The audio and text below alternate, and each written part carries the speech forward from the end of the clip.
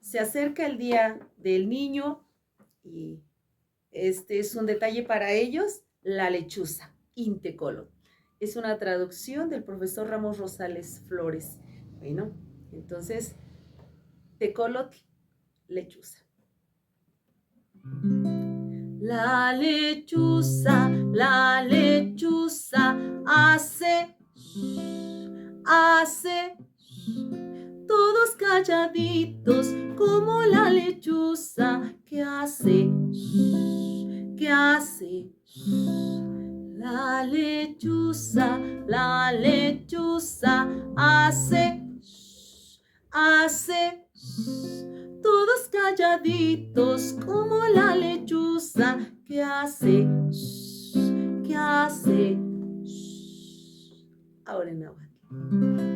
Intecolot, quichigua, nochtin tinahuati, kinamin intecolot, tlen quichigua,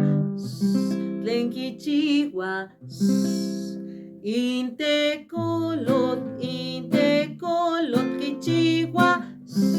quichigua, nochtin tinahuati, kinamin intecolot, tlen quichigua.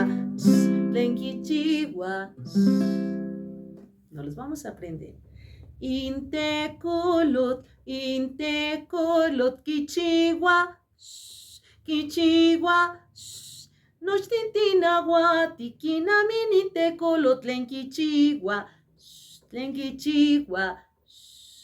Intecolot, quichigua, nochtin tinahuati, kinamin intecolot, tlen quichigua.